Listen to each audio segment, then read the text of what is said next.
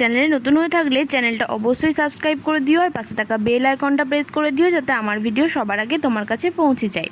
তো আজকে আমি চলে এসেছি একদম অন্যরকম একটা আলুর দমের রেসিপি নিয়ে, যার নাম গার্লিক আলুর দম। তো চলো দেখে নেওয়া যাক এর জন্য কী করতে হবে। প্রথমে আমি আলুগুলোকে ভালোভাবে ধুয়ে সেদ্ধ করে নিয়েছি। এটা একদম সেদ্ধ আলু, গোটা গোটা আলুকেই সেদ্ধ করেছি, খোলা ছাড়াইনি। এদিকে নিয়ে নিয়েছি কয়েক টুকরো রসুন আর পেঁয়াজ, নিয়ে নিয়েছি টমেটো বাটা, নুন, পোস্ত বাটা আর হলুদ। যেহেতু গার্লিক আলুর দম তাই রসুনটা একটু বেশি নিয়েছি, রসুনটা একটু বেশি লাগবে। এরপর এই সেদ্ধ আলুগুলোকে ছাড়িয়ে নিচ্ছি খোলাটাকে। যেহেতু আলুটা সেদ্ধ আছে তাই খোলাগুলো খুব সহজেই ছেড়ে যাবে। এইভাবেই প্রত্যেকটা আলুর খোলাগুলোকে ছাড়িয়ে নেব। তো এই যে দেখো, প্রত্যেকটা আলুর খোলাগুলোকে খুব ভালোভাবে ছাড়িয়ে নিয়েছি। এরপর আলুগুলোকে মাঝখান থেকে অর্ধেক করে দেবো, যেমনভাবে আর কি আলুর দমের আলু কাটা হয় সেভাবে প্রত্যেকটা আলুকে মাঝখান থেকে অর্ধেক করে দিলাম।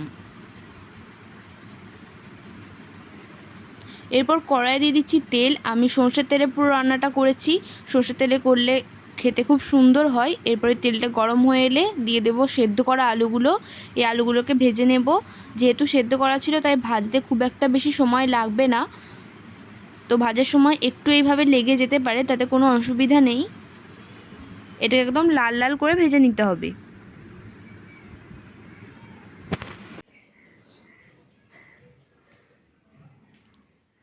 দেখো হালকা লাল লাল হয়ে এসেছে এটা। এরপর এই যে দেখো একদম লাল লাল করে ভেজে নিয়েছি। এরপর এই আলুগুলোকে আমি তুলে নেব।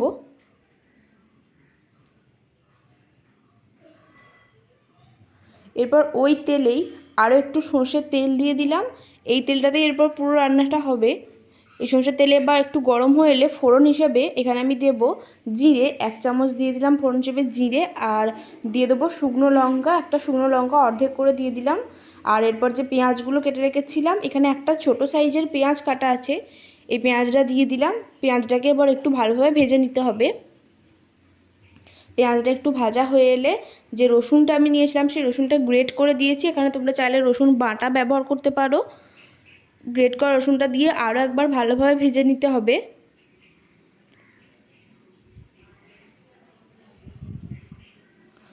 ভেজে নিতে হবে ততক্ষণ যতক্ষণের গন্ধটা একদম চলে যায় পেঁয়াজ আর রসুনের।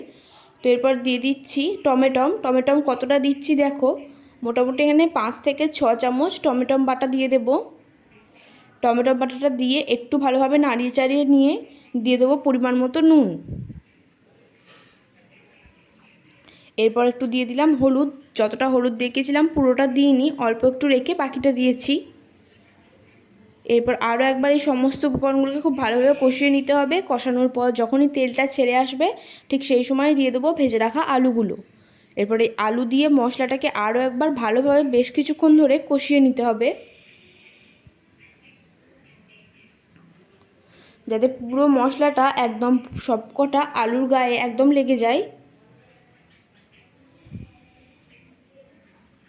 এরপর কষিয়ে একটু এটাকে রেখে দিতে হবে এইভাবেই। মোটামুটি 4 থেকে 5 মিনিট পর দিয়ে দেবো জল। এখানে এবার তোমরা যেমন গ্রেভি চাও সেই অনুযায়ী জল দিও। খুব বেশি পাতলা হলে খেতে ভালো লাগবে না, তাই আমি অল্পই জল দিয়েছি। এবার এটাকে ফুটতে দিতে হবে একটু। যদি কোনো আলু সেদ্ধ করার পরও শক্ত থাকে তাহলে সেটাকে এখানেই এভাবে সেদ্ধ করে নিতে হবে। এবার একটু ফুটে এলে দিয়ে দেবো অল্প পরিমাণে চিনি। আর যে পোস্তটা বেটে রেখেছিলাম সেই পোস্ত বাটাটা দিয়ে দিলাম। এই পোস্ত বাটা দেওয়ার ফলে এই আলুর দমের স্বাদ আরও অনেক বেড়ে যায়। এরপর এটাকে আরও একবার ভালোভাবে মিশিয়ে নিতে হবে।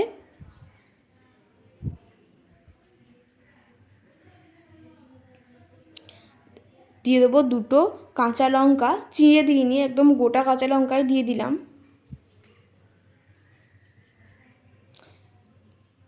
এটাকে আরও একবার ফুটতে দিতে হবে।